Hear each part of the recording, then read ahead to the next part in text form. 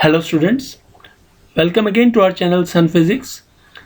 आज हम लेके आए हैं इलेक्ट्रिसिटी फिफ्थ पार्ट। इससे पहले के 4 पार्ट में हमने काफ़ी टॉपिक्स कवर कर दिए हैं। थ्योरी पॉइंट ऑफ व्यू से ये आपकी लास्ट वीडियो है। इसके बाद एक न्यूमेरिकल वीडियो हम इस चैप्टर का कवर करेंगे। आई होप आपने इसकी वीडियो देखी होगी। अगर आपने वो वीडियोज़ नहीं देखी हैं तो उनके लिंक इसके डिस्क्रिप्शन बॉक्स में आपको मिल जाएंगे। If you want to watch those videos you can watch from there. करते हैं, सपोज ये आपके पास एक सर्किट है। इसमें आप देखिए ए से बी के बीच में रेजिस्टेंस P है, बी से सी के बीच में Q, ए से डी के बीच में R और डी से सी के बीच में S और एक रेजिस्टेंस बी से लेके डी के बीच में भी है। इसको हमने सेल से कनेक्ट किया है। अब ये एक +2 का कंसेप्ट है, लेकिन आपके कंपटीशन पॉइंट ऑफ व्यू से इसके क्वेश्चंस आपके प्रीवियस पेपर्स में आए हुए हैं, इसलिए मुझे ये टॉपिक कवर करना पड़ रहा है। So if the combination of the resistance is such that के P by Q equal to R by S हो जाए, यानी कि P और Q का रेशियो R और S के रेशियो के बराबर, या आप R को इधर ले जाओ Q को उधर ले जाओ तो P by R is equal to Q by S, बात एक ही है। अगर ये रेशियो दोनों के इक्वल आ जाते हैं तो no current will flow through the branch BD, यानी कि फिर BD में कोई भी रेजिस्टेंस हो उसकी कोई वैल्यू नहीं रहेगी, क्योंकि उसमें से करंट ही नहीं जाएगा। In that case, we can consider the circuit as there is no resistance in the branch BD। तो BD में कोई रेजिस्टेंस है ही नहीं, तो हम इसको रिमूव कर सकते हैं। अब देखिए सर्किट की नई पिक्चर आ गई। इसमें क्या हो रहा है, जो P और Q है वो सीरीज में होंगे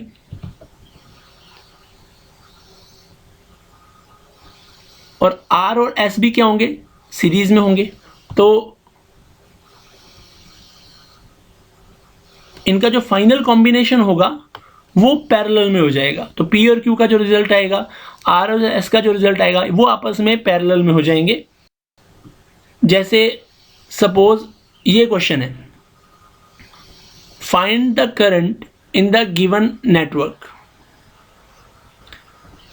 एक और बात, इसको व्हीट स्टोन ब्रिज बोलते हैं, और जब ये P by Q equal to R by S वाली कंडीशन होल्ड करती है तो हम ये कहते हैं कि व्हीट स्टोन ब्रिज जो है वो बैलेंस कंडीशन में है।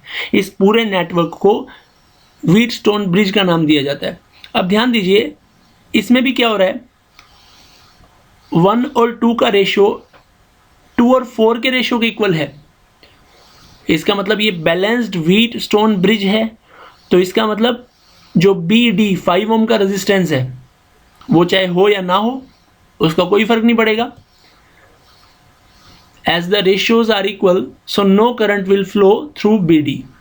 तो इसको हटा देते हैं, तो आपका 1 और 2 सीरीज में हो गया, इसका आ जाएगा 3 ओम। ऐसे ही 2 और 4 सीरीज में हो गया, इसका रिजल्ट आ जाएगा 6 ओम। अभी जो 3 और 6 हैं ये आपस में पैरेलल में हो जाएंगे। सो नेट रेजिस्टेंस कितना हो जाएगा, 1 बाई R, क्योंकि 3 और 6 रिजल्ट आ गया था वो आपस में पैरेलल में थे, तो 1 बाई 3 प्लस 1 बाई 6, तो 1 by R equal to 1 by 2, या फिर R is equal to 2 ohm. ये फाइनल रिजल्ट आ जाता है।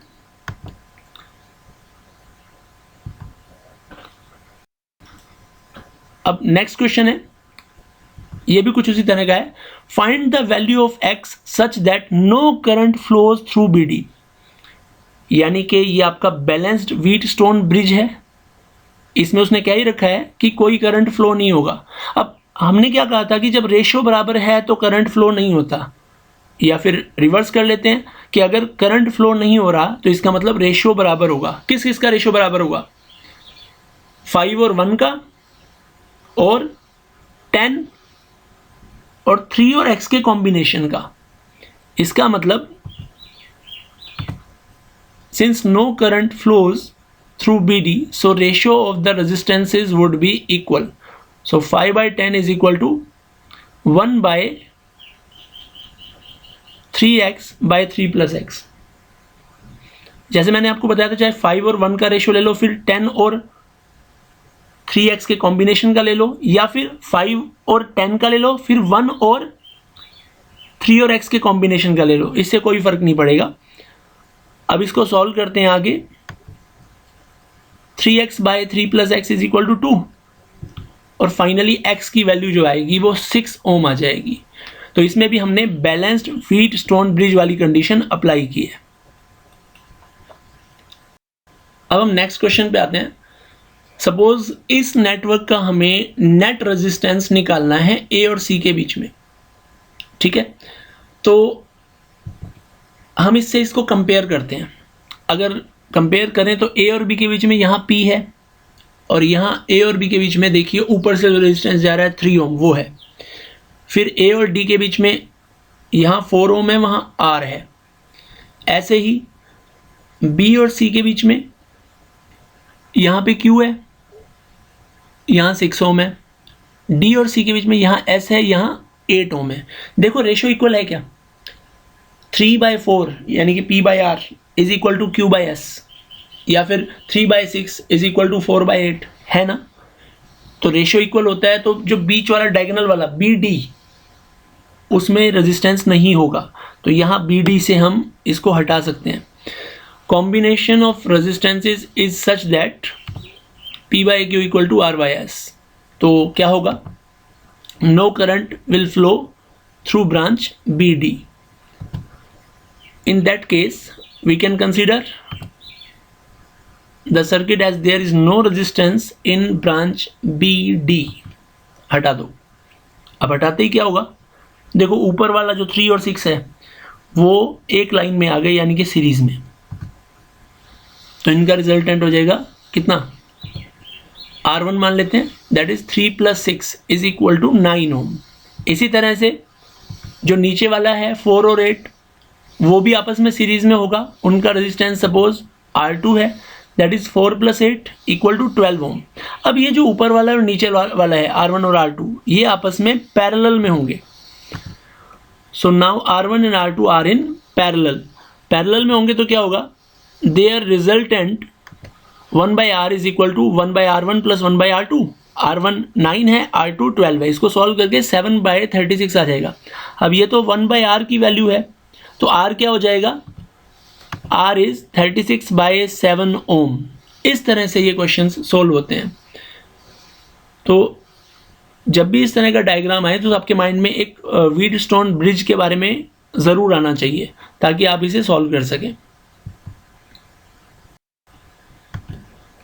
Next is heating effect of electric current.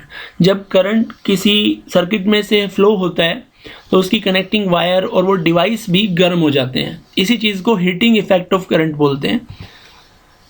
Cell और battery generates potential difference between its terminal that sets electrons in motion to flow the current through a resistor or a group of resistors। आपके पास एक register हो या group of register हो, जब cell या battery के through उसके and के बीच में पोटेंशियल डिफरेंस डेवलप होता है, तो उसकी वजह से इलेक्ट्रॉन्स फ्लो होते हैं, जिससे करंट आता है। तो उस करंट से क्या होगा, वो करंट, हम थोड़ा डिटेल में अगर जाएं तो current basically flow of electron है। सॉलिड कंडक्टर के अंदर, लिक्विड के अंदर आयंस का फ्लो है। चाहे आयंस हो चाहे केवल इलेक्ट्रॉन्स हो, जब भी वो फ्लो होते हैं तो रास्ते में आने वाले आयंस से वो टकराते हैं, जिससे उनकी स्पीड जो है वो कम होती है, यानी कि काइनेटिक एनर्जी हीट एनर्जी में कन्वर्ट होती है। ये रीज़न है करंट की वजह से हीट के प्रोड्यूस होने का। This is called heating effect of current. This is utilized in electric iron, electric heater etcetera. आपने देखा होगा घरों में जो प्रेस करते हैं हम बिजली की, वो गर्म होती है। क्यों? क्योंकि करंट की वजह से उसमें हीटिंग इफेक्ट आता है। सर्दियों में हम हीटर यूज़ करते हैं, उसमें भी क्या होता है, करंट फ्लो होने पे जो वायर होती है वो गर्म हो जाती है। तो all these are the appliances used on the basis of the heating of electric current, heating effect of electric current. Let a current I flows through a resistor of resistance R. Let V be the potential difference across its and. तो हमें पता है कि अगर Q उसमें से charge flow हो time t के अंदर, तो work done in moving that charge Q through the potential difference V is VQ। तो Q चार्ज को V पोटेंशियल डिफरेंस लगा के मूव कराने में जो वर्क करना पड़ेगा that is VQ। So the cell or battery must supply energy VQ in time t, so the power given to the circuit by the cell or battery। तो उस circuit को सेल या battery से जो power आएगी, power क्या होता है, वर्क अपॉन टाइम। अब क्योंकि ये जो वर्क है वो टी टाइम में किया गया है, टी टाइम में क्यू चार्ज को वी पोटेंशियल डिफरेंस अप्लाई करके फ्लो कराया गया है, तो पावर होती है रेट ऑफ डूइंग वर्क, यानी कि वर्क अपॉन टाइम। तो वी क्यू बाई टी हो जाएगा, P is equal to V Q by T, और Q बाई टी को हम I लिखते हैं करंट, तो वी आई हो जाएगा। तो ये पावर का फॉर्मूला आ जाता है।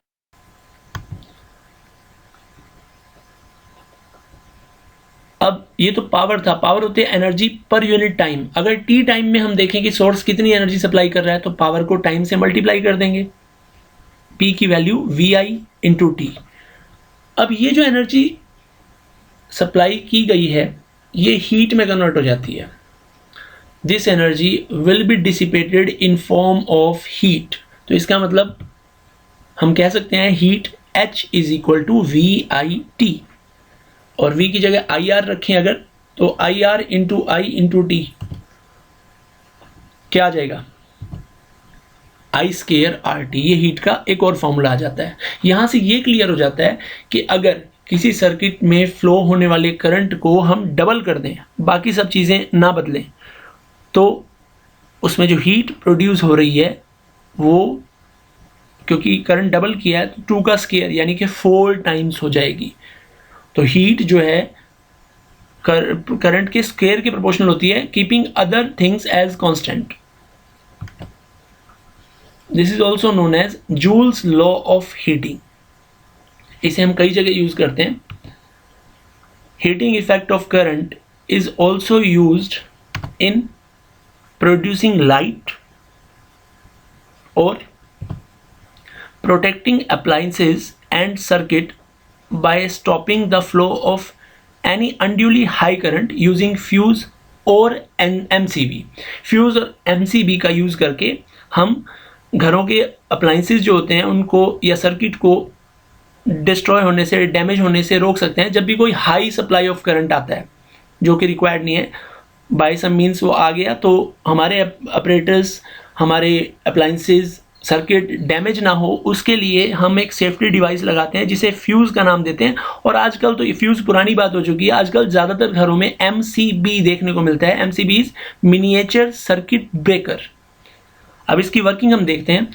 लाइट कैसे प्रोड्यूस करता है, जैसे ये इलेक्ट्रिक सर्किट है, हम इसे ऑन करते हैं, हम देखते हैं कि जब करंट इसमें आएगा तो ये बल्ब ग्लो कर जाता है। एक्चुअल में क्या ग्लो किया इसमें, एक्चुअल में ये फिलामेंट है जो गर्म होता है और गर्म होके वो वाइट हॉट हो जाता है, जिसे हम ग्लो होना कहते हैं। तो अगर ये गर्म ना हो तो ये ग्लो नहीं होगा, तो हमारे हिसाब से वो बल्ब किसी काम का नहीं रहेगा। तो जो बल्ब का ग्लो होना है that is on the basis of heating effect of current.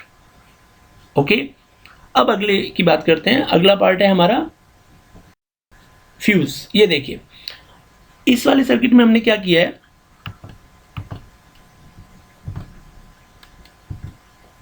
ये बल्ब अभी जल रहा है, ये जो लेफ्ट में पार्ट है इसे फ्यूज बोलते हैं।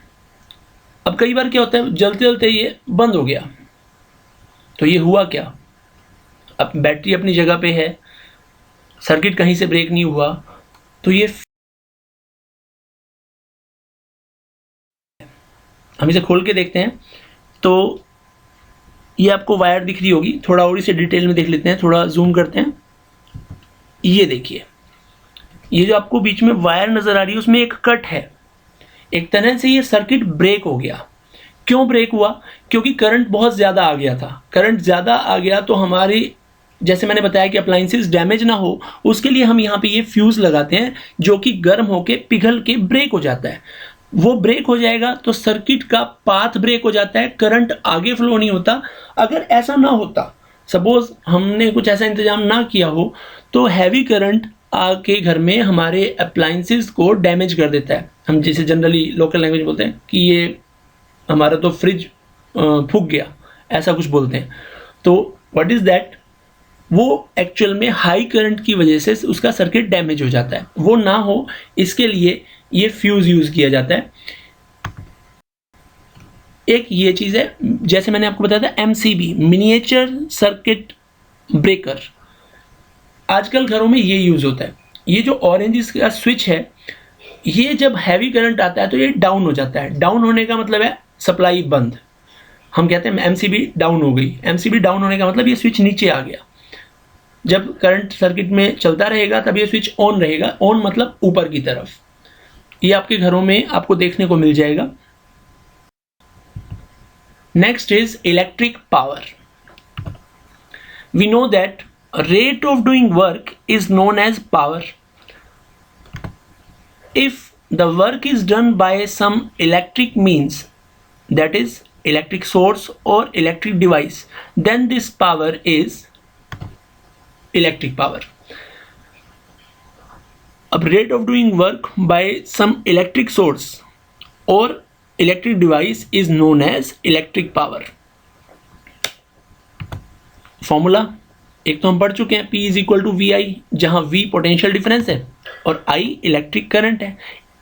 इसे इक्वेशन नंबर 1 दे देते हैं। एक आ जाएगा I स्केयर R, कैसे? V की जगह आई आर रख दो, तो I R into I is equal to I square R. इसे इक्वेशन नंबर 2 कह देते हैं। अब है यूनिट ऑफ इलेक्ट्रिक पावर, वो क्या हो जाएगी? वो होती है वाट। अब पहले वाले फॉर्मूले से देखते हैं, इक्वेशन 1 यूज करके। Watt is equal to V volt में होता है, आई करंट एम्पियर में होता है, तो वाट is equal two volt into ampere. तो पावर की यूनिट वाट जो है उसे हम वोल्ट इंटू एम्पियर भी कह सकते हैं। तो 1 वाट क्या हो जाएगा? 1 watt is equal to 1 volt into 1 ampere. यानी कि अगर किसी डिवाइस के across 1 volt potential difference develop करते हैं और उसमें 1 एम्पियर करंट फ्लो होता है, तो उसकी पावर कितनी कहलाएगी? 1 वाट कहलाएगी। अब वाट जो है वो बहुत छोटी यूनिट है इलेक्ट्रिक करंट की, इलेक्ट्रिक पावर की, तो इसके लिए हम बड़ी यूनिट्स भी यूज करते हैं। वी जनरली यूज किलोवाट और मेगावाट। उससे हम स्मॉल के डब्ल्यू से तो किलोवाट को रिप्रेजेंट करते हैं और कैपिटल एम डब्ल्यू से मेगावाट को रिप्रेजेंट करते हैं। कितना होता है 1 किलोवाट? 1 किलोवाट 1000 वाट के बराबर होता है और 1 मेगावाट 1000 किलोवाट के बराबर होता है। यानी कि 1000 इंटू 1000 या 10⁻6 वाट के बराबर हो जाता है। आगे हम बात करते हैं कंज्यूम्ड इलेक्ट्रिकल एनर्जी के बारे में। जो घरों में बिजली के बिल आते हैं वो इस बात पे डिपेंड करके आते हैं कि आपने कितनी इलेक्ट्रिसिटी कंज्यूम की। तो उसे कैसे मेजर करते हैं? Watt hour is the unit of consumed electrical energy. अब हमें पता है वाट जो है वो पावर का बहुत छोटा यूनिट है, तो इसे हम किलोवाट आवर में लेते हैं। 1 वाट आवर क्या होगा? 1 वाट इंटू 1 आवर। यानी कि कोई 1 वाट पावर का डिवाइस 1 आवर तक कंटिन्यू चलता है तो उसने कितनी इलेक्ट्रिकल एनर्जी कंज्यूम कर लिया है? 1 वाट आवर के बराबर। अब जैसे कि मैंने आपको बताया कि watt is the small unit of power, so we use kilowatt hour. 1 kilowatt hour is equal to 1 kilowatt into 1 hour. यानी कि अगर कोई 1 किलोवाट का डिवाइस, इलेक्ट्रिकल डिवाइस 1 आवर तक ऑपरेट करता है तो वो 1 किलोवाट आवर एनर्जी कंज्यूम कर लेता है। इसको जूल में कन्वर्ट करते हैं। किलोवाट को 1000 वाट, वाट को जूल बाय सेकंड लिख सकते हैं और 1 आवर में कितने सेकंड होते हैं? 3600 सेकंड। तो सेकंड से सेकंड कैंसिल, 360000 जूल या फिर 3.6 इंटू 10⁻6 जूल। तो 1 किलोवाट आवर में 3.6 इंटू 10⁻6 जूल होते हैं। Now number of kilowatt hour is also known as number of unit. जैसे मैंने आपको बताया कि घरों का बिजली का बिल वो नंबर ऑफ यूनिट पे बेस्ड आता है। आपने अगर कभी अपने घर में बिजली का बिल देखा हो तो उसमें लिखा होता है कि नंबर ऑफ यूनिट कंज्यूम्ड। तो वो यूनिट क्या है? वो यूनिट है किलोवाट आवर्स। कितने किलोवाट आपने कितने आवर यूज किए, उससे यूनिट बनती है। टू फाइंड इलेक्ट्रिसिटी बिल, अपने घर का इलेक्ट्रिसिटी बिल अगर आपने निकालना है, आपको यूनिट्स पता हैं, वो यूनिट्स निकालेंगे कैसे पहले वो भी देख लीजिए। First calculate number of unit used. Number of unit का एक फॉर्मूला मैं आपको बता रहा हूँ, वाट इंटू आवर्स बाय 1000। घर में जो भी अप्लाइंसेस हैं आपको ये पता होना चाहिए वो कितने वाट का है, वो कितने आवर यूज़ हो रहा है, तो वो कितनी यूनिट दिन में ले रहा है वो आपको आज मिल जाएगा। मंथ के हिसाब से आप उसे 30 से मल्टीप्लाई कर दें, ठीक है, ये आ जाएगी एक महीने में घर में कितनी यूनिट्स बिजली की खपत हुई। Then multiply this value with the cost of unit. अब एक यूनिट मान लिया 6 रुपये की है और आपकी सपोज 100 यूनिट एक महीने में खर्च हुई, तो 100 into 6 will be 600. This will be your bill. Thank you. I hope ये वीडियो आपको समझ में आया होगा। आई एम रिपीटिंग, अगर आपको इस वीडियो से पहले का लिंक चाहिए तो वो इसके डिस्क्रिप्शन बॉक्स में हमने डाल रखा है। आप उन वीडियोज़ को भी देखिए और फिर ये वीडियो देखिए तो लिंक हो जाएगा, तो कोई कन्फ्यूज़न नहीं रहेगा। अगर आपको ये वीडियो अच्छा लगा तो please like, share and subscribe.